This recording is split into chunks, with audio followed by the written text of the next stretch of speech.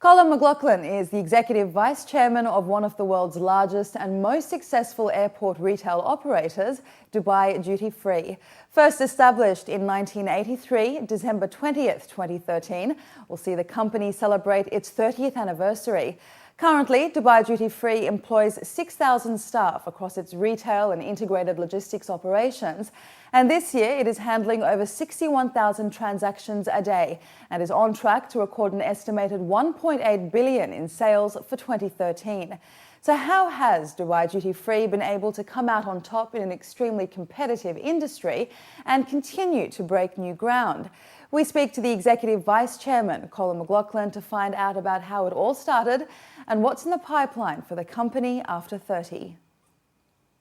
Thank you very much for your time this morning. Happy to be here. Firstly, if you could walk us through the early days of how Dubai Duty Free was first set up in 1983 and what were some of the early aspirations for the business? I remember it start very well, and what happened was Civil Aviation Department here in Dubai did a contract with the civil aviation authorities in Ireland to send a team of people here to start the duty free. And the team arrived from Ireland, I was one of them, in September 1983, and we were given the brief to set up the duty free by December. So we just had a very short time to do it. We had to source all the products, we had to design uniforms, we had to train staff, we had to recruit staff. And it was a very, very busy sort of time because it had never been here before. There were at that time 16 small concessionaires operating retail at the airport from the local market. And it was decided by the government that time that they would finish and that a new operation would be set up owned by the government. And that's what we still have. But during those couple of months, trying to set it up and trying to recruit was very difficult. There were no days off for several months. Every day was 17 or 18 hours work. And there was no precedent, so every rule that was written had to be made up on the spot. And everybody worked very hard. Eventually, we opened for our first day of business on the 20th of December 1983. We had 100 staff only. The day before we opened, we did one of our training programs in a tunnel under the airport with a plank across 2 oil barrels, and I was stood on the plank explaining to everybody what they had to do the following day. And we opened, we had 100 staff, and now 30 years later, we still have 44 of those 100 staff working for us. Now, if we fast forward to today, with the opening of Concourse A at Dubai International Airport, Dubai Duty Free now has a retail space of 26,000 square metres. Moving forward, with Al Maktoum International Airport now open for operations and the company celebrating its 30th anniversary, what's in the pipeline for Dubai Duty Free to further maintain and enhance its growth? Well, there's several things happening. At this airport, for example, there's a new concourse being built called Concourse D. That will be ready in 15 or 18 months from now. It will raise the capacity at this airport from 72 million now to 95 million. It is expected that that figure will be reached at this airport in 2020. If we go to Maktoum International, we have already opened a duty free there. It's 2,500 square meters, servicing the flights that are being directed through there now. And it's working very well. The long-term plan for Maktoum International is that there will be 64,000 square meters of retail space there. There is a government decree in place that says Dubai Duty Free will operate that, as there is in place to operate at this airport here. So I think, if we like to talk a bit funny, the future has only just begun. Dubai Duty Free, I think, has a terrific future, and we're expecting that by 2020 we will have turnover of $3 billion US, and we'll probably be employing about 9,000 people.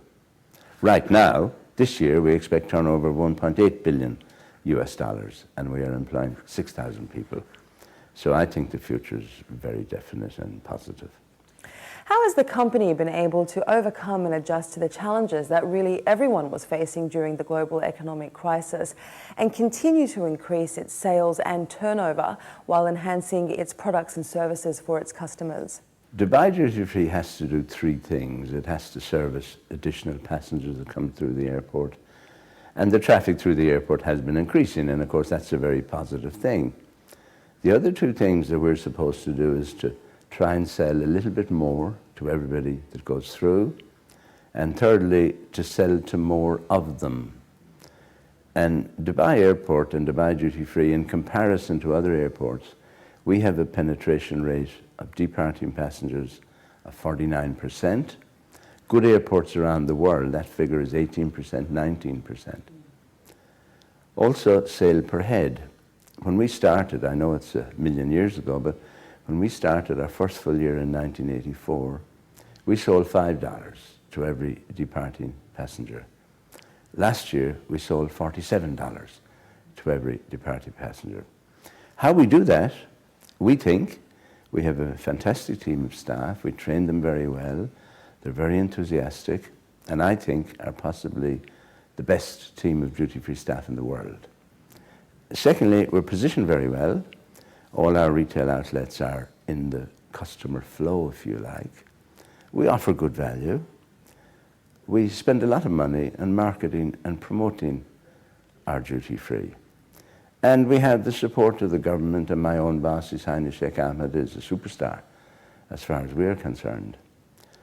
During the recession time, we promoted a lot. Where it was appropriate, we gave special offers, we gave discounts, and we kept on talking to our customers. We did not cut back on anything.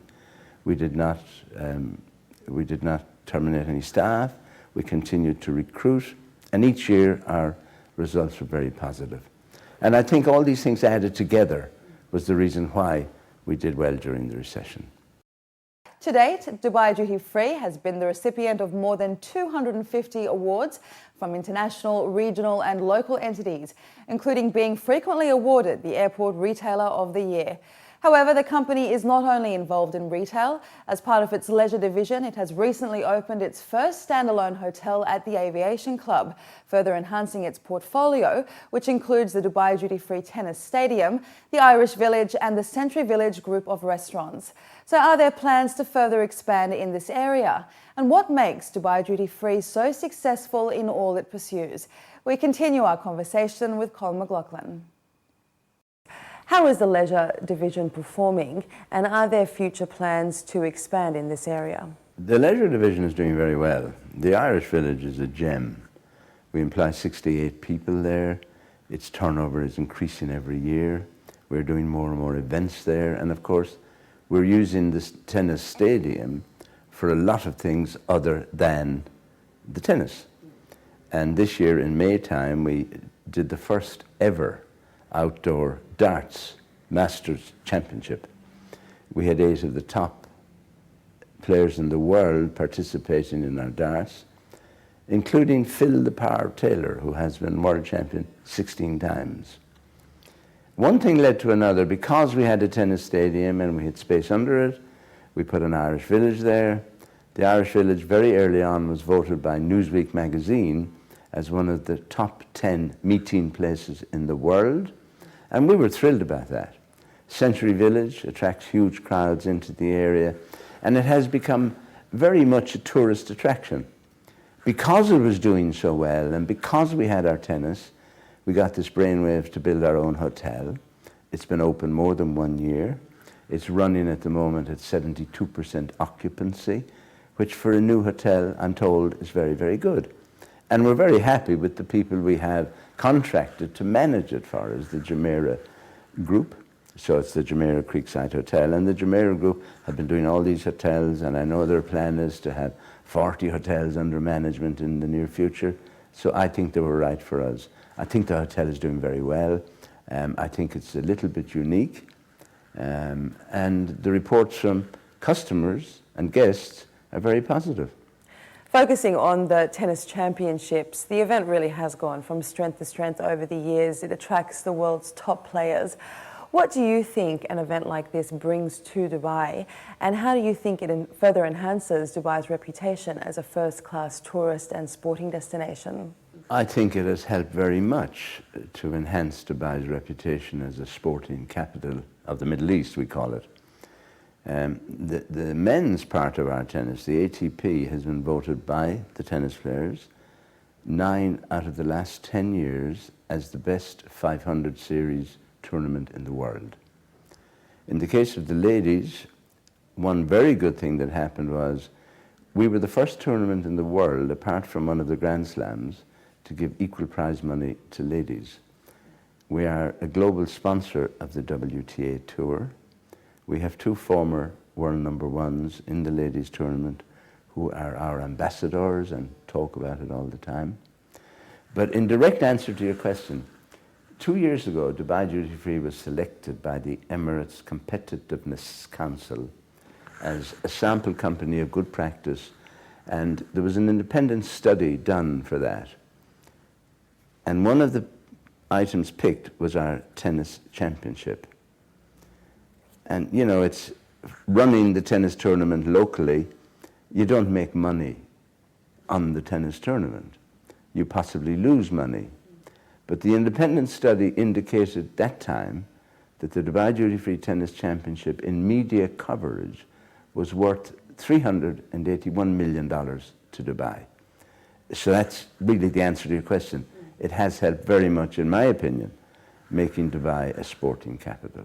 Now, we're conducting this interview at the company's headquarters, which is located near the airport. And the first thing that strikes you when you're walking through the corridors is the cabinets full of awards and the most amazing milestones from over the last 30 years. If you had to define the secret ingredient for what has made Dubai Duty Free so successful, what would it be? During our 30 years, we've won about 300 different awards, some mostly from the industry scene that were pretty good.